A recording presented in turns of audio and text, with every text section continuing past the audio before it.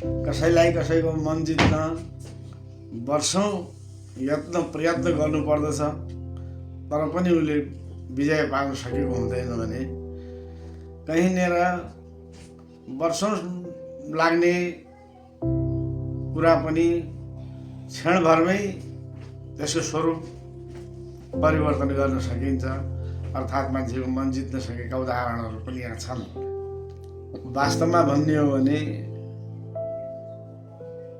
यो जति पनि हाम्रो क्रियाकलापहरू बोली व्यवहारहरू भइरहेका हुन्छन्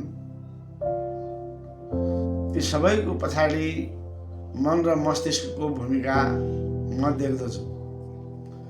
मस्तिष्कले सोच्ने काम गर्यो, मनले सम्झने काम गर्यो र मनले पनि जथाभावी जे सोच्नु पर्यो त्यो भन्ने कुरो होइन, मनले पनि राम्रो कुरो सोच्नु पर्यो। जुन ईश्वर र समाजलाई समर्थन गर्ने खालका कुराहरू हुन्छन्।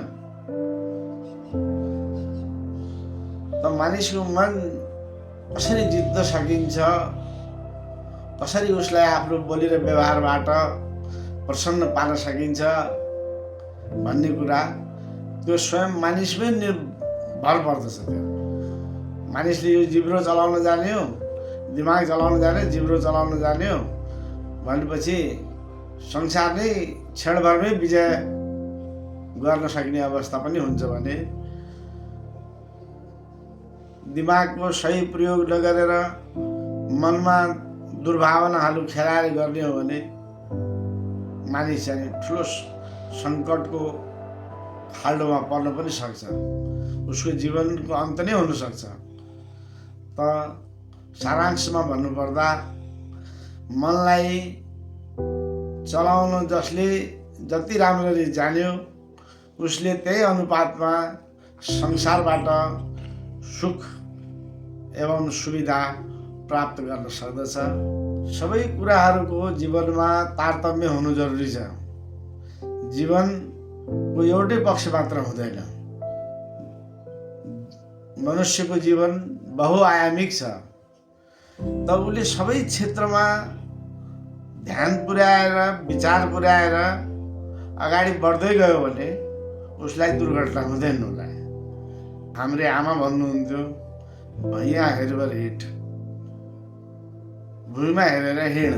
भुइँमा हेरेर हिँड्यो भने ठेस लाग्दैन। अब जथाभावी हेर्न थाल्यो भनेपछि लङ्गडो पनि हुनसक्छ, मृत्यु पनि हुनसक्छ।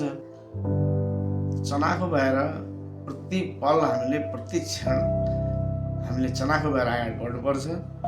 Anything may happen at any time, so be alert. चनाखो भएर हामीले बस्नुपर्छ। दुर्घटनाहरू विभिन्न स्वरूपका हुन्छन्। कताबाट कहाँ के दुर्घटना हुने र मेरो जीवनको अस्तित्व जोगिने हो कि होइन भन्ने कुरामा मानिसले प्रति क्षण सजग र सचेष्ट हुनुपर्दछ। र जहाँसम्म चाहिँ जीवनलाई सुखी बनाउने भन्ने कुराको सन्दर्भ छ त्यो धेरै सजिलो छ। त्यो र आफ्नो जीवनलाई सुखी र दुखी बनाउने कुरो मनुष्यको आफ्नै हातमा छ। अहिले मैले चोरी गर्छु भन्ने भावना राखेर मैले अगाडि बढ्यो भने मलाई पुलिसले समात्न सक्छ, मलाई जेल हुनसक्छ। यसै बेलामा चाहिँ मैले चाहिँ ईश्वर चिन्तन गरौँ, केही राम्रो लोकोपकारी कार्य गरौँ भन्ने सोच्यो भनेपछि त्यसको रिजल्ट, त्यसको परिणाम त्यत्तिकै दिव्य सुखदायी हुन्छ। त हामीले कुनै पनि व्यवहारलाई गर्न अगाडि बढ्नुभन्दा अगाडि हामीले त्यसको बारेमा राम्ररी सोच्नुपर्छ। अनि त्यसपछि मात्र हामीले अगाडि बढ्न सक्यो भने हामीलाई हरेक कार्यमा सफलता प्राप्त हुन सक्छ।